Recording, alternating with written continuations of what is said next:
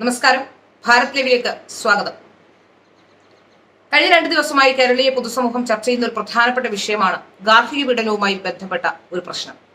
പന്തീരാങ്കാവിൽ 7 ദിവസം മാത്രം വിവാഹം കഴിച്ച് 7 ദിവസം മാത്രം ഒരു വീട്ടിൽ താമസിച്ച ഒരു പെൺകുട്ടി ആ നവവധുവിനെ അടിച്ച് ഉപദ്രവിച്ച് വലിയ രീതിയിൽ പ്രശ്നങ്ങൾ ഉണ്ടാക്കുകയും പിന്നീട് അത് കേസാവുകയും പോലീസ് കേസെടുക്കാൻ വിസമ്മതിക്കുകയും ചെയ്ത സംഭവം നമ്മുടെ മുന്നിലുണ്ട്. ഈ പെൺകുട്ടിയും പെൺകുട്ടിയുടെ മാതാപിതാക്കളും പന്തീരാങ്കാവ് പോലീസ് സ്റ്റേഷനിലേക്ക് ചെന്നപ്പോൾ അവിടെ കേസെടുക്കാതെ ആ പോലീസുകാർ ഈ പ്രതി രാഹുൽ സിംഗപ്പൂരിൽ നിന്ന് ജർമ്മനിയിലേക്ക് കടന്നു എന്നാണ് പറയുന്നത്. പ്രതിയായ രാഹുലിനെതിരെ കേസെടുക്കാനോ ഒന്നും തന്നെ തുനിഞ്ഞില്ല. അതിനുശേഷം മാധ്യമങ്ങളിലൂടെ വാർത്തയാവുകയും ചെറിയ പ്രശ്നമാവുകയും ഒക്കെ ചെയ്തപ്പോൾ മാത്രമാണ് ഇപ്പോൾ പോലീസ് കേസെടുത്തിരിക്കുന്നത്. പോലീസ് കേസെടുത്തപ്പോഴേക്കും ഈ പ്രതി വിദേശത്തേക്ക് കടന്നിരിക്കുന്നു. ആരാണ് ഈ പ്രതിയെ വിദേശത്തേക്ക് കടക്കാൻ സഹായം ചെയ്തു കൊടുത്തത്? ആരാണ് വിദേശത്തേക്ക് പോകും വരെ ഈ വിഷയത്തിൽ ഒരു FIR പോലും ഇടാതിരുന്നത്?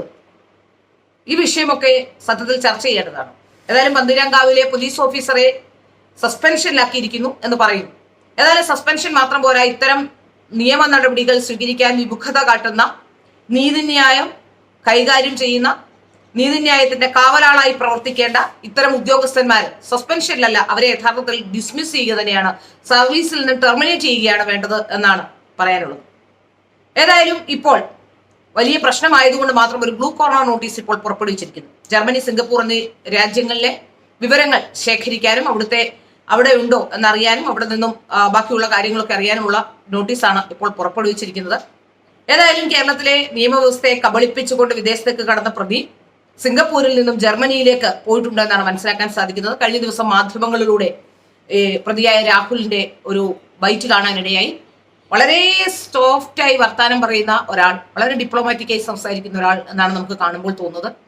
അയാൾ പറയുന്ന അയാൾക്ക് ആഹാരം പോലും കിട്ടുന്നില്ല, ഏതോ രാജ്യത്താണ് എന്നൊക്കെയാണ് പറയുന്നത്. അതും പെൺകുട്ടിയുടെ വീട്ടുകാരെ പേടിച്ചാണ് സ്ഥലം വിട്ടത് എന്നൊക്കെയാണ് പറയുന്നത്. ഏതായാലും അടിക്കുമ്പോൾ പേടിയില്ലാതിരുന്ന രാഹുലിന് അടികൊണ്ട് കേസായപ്പോൾ അല്ലെങ്കിൽ അത് പ്രശ്നമാകുമെന്ന് കണ്ടപ്പോൾ പേടി വന്നത് നന്നായി. അടിക്കുമ്പോൾ യാതൊരു പേടിയും ഉണ്ടായിരുന്നില്ല. ഒരു പെൺകുട്ടിയെ അതും വിവാഹം കഴിച്ചു കൊണ്ടുപോയി 7 ദിവസത്തിനുള്ളിൽ അതിക്രൂരമായ മർദ്ദനത്തിന് ഇരയാക്കിയ സംഭവത്തിൽ ഒരു പേടിയും രാഹുലിന് ഉണ്ടായിട്ടില്ല. രാഹുലിന്റെ വീട്ടുകാരടക്കമുള്ളവർ ഈ കേസിൽ പ്രതിയാക്കപ്പെടേണ്ടവരാണ്. ഇപ്പോൾ രാഹുലിന്റെ അമ്മയുടെ സഹോദരിയുടെ മൊഴി എടുക്കും എന്ന് മാത്രമാണ് പറയുന്നത്. ഇവർ അവിടെ എന്താണ് ചെയ്തത്? ആ വീട്ടിൽ നടന്ന ഒരു വീടിനകത്ത് ഇത്രയും അതിക്രൂരമായ മർദ്ദനം ഉണ്ടായിട്ടും അവരറിഞ്ഞില്ല എന്നും ഇപ്പോൾ മകനെ ന്യായീകരിക്കാൻ വേണ്ടി പുറത്തു വന്ന് പല കഥകളും അവർ പറയുന്നുണ്ട്. പെൺകുട്ടിയെ സ്വഭാവഹത്യ ചെയ്യുന്ന രീതിയിലുള്ള കഥകൾ പറയുകയും ചെയ്തു. ഏതായാലും രാഹുലിന്റെ വിദേശത്തുള്ള അക്കൗണ്ടുകൾ അടക്കം പരിശോധിക്കുകയും എല്ലാ ബാങ്ക് അക്കൗണ്ടുകളും മരവിപ്പിക്കാനുള്ള മാർഗങ്ങൾ സ്വീകരിക്കുകയും ചെയ്യുമെന്നൊക്കെയാണ് കേരളത്തിലെ പോലീസ് ഇപ്പോൾ അവകാശപ്പെടുന്നത്. ഏതായാലും രാഹുലിനെ ജർമ്മനിക്ക് പോയെങ്കിൽ തന്നെ ആ ജർമ്മനിയിലേക്ക് പോകാനിടയായ സാഹചര്യം ആരാണ് സഹായം ചെയ്തു കൊടുത്തത്? ആരാണ് ഇപ്പോഴും രാഹുലിനെയും രാഹുലിന്റെ കുടുംബത്തെയും സംരക്ഷിക്കുന്നത്? ഇതൊക്കെ കേരളീയ പൊതുസമൂഹം അറിയേണ്ട കാര്യങ്ങൾ തന്നെയാണ്. കേരളത്തിൽ സ്ത്രീകളെ സംബന്ധിച്ചിടത്തോളം നിരവധി പ്രശ്നങ്ങൾ കേരളത്തിലെ സ്ത്രീകൾ അനുഭവിക്കുന്നുണ്ട്. UPയിലേക്ക് നോക്കിയിരുന്നാൽ UPയിൽ എന്തെങ്കിലും പ്രശ്നമുണ്ടായാൽ അതിന് മാത്രം അത്തരം സ്ത്രീകൾക്ക് മാത്രമാണ്, UPയിലെ സ്ത്രീകൾക്ക് മാത്രമാണ് സാധാരണഗതിയിൽ കേരളത്തിൽ നിന്ന് പൊതുജന ശ്രദ്ധയും സപ്പോർട്ടും ഒക്കെ കിട്ടുന്നത്. അതിന് കാരണം കേരളത്തിലെ ഇടതുപക്ഷ മാധ്യമ പ്രവർത്തകരും ഇടതുപക്ഷത്തെ അനുകൂലിക്കുന്ന സോഷ്യൽ മീഡിയ ഹാൻഡിലുകളും ഒക്കെ തന്നെയാണ്.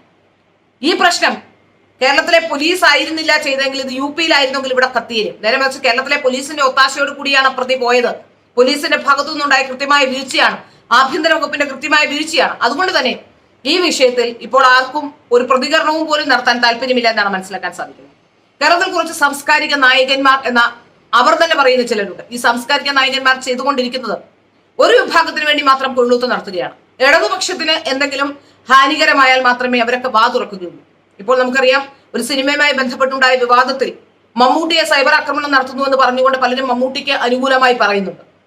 എന്നാൽ ഇതേ സൈബർ ആക്രമണം നിരവധി തവണ നേരിട്ട ഒരുപാട് സംവിധായകരും അതുപോലെ തന്നെ നടന്മാരും KS ചിത്ര പോലും ഉണ്ട്. അവരവരുടെ അഭിപ്രായം, അതായത് ജയ് ശ്രീറാം എന്ന് പറയണം, അല്ലെങ്കിൽ ആ ശ്രീരാമക്ഷേത്ര നിർമ്മാണവുമായി ബന്ധപ്പെട്ട് അവർ ഒരു വിളക്ക് തെളിയിക്കണമെന്ന് പറഞ്ഞ ഒരു ഹിന്ദുവാണ്, അവരൊരു വിളക്ക് തെളിയിക്കണമെന്ന് പറഞ്ഞത് ഇവിടെ ആഗോള പ്രശ്നമായിരുന്നു. ശോഭന പ്രധാനമന്ത്രി പങ്കെടുത്ത പരിപാടിയിൽ പങ്കെടുത്തത് ഇവിടുത്തെ ആഗോള പ്രശ്നമായിരുന്നു. അവരെയൊന്നും സൈബർ അറ്റാക്ക് ചെയ്താൽ ഒന്നുമില്ല. ഒരു വിഷയവുമായി ബന്ധപ്പെട്ട് ആ വിഷയത്തിൽ കൃത്യമായി പറയാൻ കഴിയുന്ന ഒരാൾ, അതായത് സിനിമയുടെ സംവിധായികയുടെ ഭർത്താവ് വന്ന് അയാൾ ഉന്നയിച്ച ആരോപണം, അയാളും ഒരു RSSകാരനോ BJPക്കാരനോ ഒന്നുമല്ല. ഇപ്പോൾ ഷാഫി പറമ്പിൽ അടക്കമുള്ളവർ വന്ന് പറയുന്നത് വർഗീയവാദികൾ പോകട്ടെ എന്നാണ്. ആരാണ് വർഗീയവാദി എന്ന് ഷാഫി വ്യക്തമാക്കണം ഈ വിഷയത്തിൽ. ഏതായാലും ഒരു കാര്യം വ്യക്തമാവുകയാണ്, ഇടതുപക്ഷത്തെ ആർക്കെങ്കിലും എന്തെങ്കിലും പറ്റിയാൽ മാത്രമേ ഇവിടെ ചർച്ചകളൊക്കെ ഉള്ളൂ. നമുക്കറിയാം, ഈ പെൺകുട്ടിയെ ആക്രമിച്ച് ഇത്രയും വലിയ പ്രശ്നത്തിൽ നിൽക്കുമ്പോൾ പോലും KK ശൈലജ ടീച്ചർക്കെതിരെ ഹരിഹരൻ നടത്തിയ പ്രസ്താവനയിൽ ഹരിഹരനെ വിളിക്കുകയും മൊഴിയെടുക്കുകയും ഒക്കെ ചെയ്തിട്ടുണ്ട്. ഹരിഹരനെതിരെ കേസെടുത്തിട്ടുണ്ട്. ഹരിഹരന്റെ വീട്ടിലേക്ക് ബോംബ് എറിഞ്ഞിട്ടുണ്ട്. അതായത് ഇടതുപക്ഷത്തെ, അതുപോലെ വീണ ജോർജിനെ എന്തെങ്കിലും പറഞ്ഞാൽ അപ്പോ നടപടി ഉണ്ടാകും. നേരെ മറിച്ച് മറ്റാരെയും ഒന്നും പറഞ്ഞാൽ ഒരു നടപടിയുമില്ല. ഞാൻ അടക്കമുള്ളവർ ഇത് അനുഭവിച്ചിട്ടുണ്ട്. അതുകൊണ്ട് തന്നെയാണ് പറയുന്നത്. ഏതായാലും ഒരു കാര്യം വ്യക്തമാവുകയാണ്, കേരളത്തിൽ ഇടതുപക്ഷം ഭരിക്കുന്നത് കൊണ്ട് തന്നെ ഇടതുപക്ഷത്തിന് എന്തെങ്കിലും തരത്തിൽ ബുദ്ധിമുട്ടുണ്ടാവുന്ന ഒരു കേസിലും നടപടികൾ ഉണ്ടാവാറില്ല. ഇനി രാഹുലിന്റെ രാഷ്ട്രീയ ബന്ധമടക്കം, രാഹുലിനെ ആരാണ് സംരക്ഷിക്കുന്ന അടക്കമുള്ള വിഷയങ്ങൾ പുറത്തു വരേണ്ടതുണ്ട്. രാഹുലിന് ഏതായാലും ബ്ലൂ കോർണർ നോട്ടീസ് കൊടുത്തു എന്നുള്ളത് തന്നെ ഇപ്പോൾ പൊതുജനങ്ങളുടെ ഇടയിൽ ഇത്രയും വലിയ പ്രശ്നമായതുകൊണ്ട് മാത്രമാണ്. ആ പെൺകുട്ടിയുടെ വീട്ടുകാർ ഇപ്പോഴും ഉറച്ചു നിൽക്കുന്നതും പറയുന്നതും സ്ത്രീധന പീഡനമാണ് ഇത് എന്നുള്ളത് തന്നെയാണ്. ഏതായാലും പെൺകുട്ടികൾ മരിക്കുമ്പോൾ മാത്രമാണ് കേരളീയ പൊതുസമൂഹം മകളെ മാപ്പ് എന്ന് പറഞ്ഞുകൊണ്ട് ഇറങ്ങുന്നത്. അല്ലാതെ അടികൊണ്ടാലും വിവാഹമോചനം നേടി വീട്ടിൽ വരുന്ന സ്ത്രീയെ അതിക്രമിക്കാനും അല്ലെങ്കിൽ അത്തരത്തിൽ മോശം പ്രസ്താവന നടത്താനും അവരെ സമൂഹത്തിൽ മോശക്കാരായി ചിത്രീകരിക്കാനും ഒക്കെയാണ് കേരളീയ പൊതുസമൂഹം ഇന്ന് ശ്രമിക്കാറുള്ളത്. ഏതായാലും ഈ പെൺകുട്ടി അടികൊണ്ട പാടുമായി പോലീസ് സ്റ്റേഷനിലേക്ക് ചെല്ലുമ്പോൾ ഡോക്ടർ സർട്ടിഫിക്കറ്റുമായി വരാൻ പറഞ്ഞ ആ ഒരു ക്രൂരത, അത് ആ പെൺകുട്ടിയുടെ നീതി നിഷേധത്തിന് കാരണമായിട്ടുണ്ട്.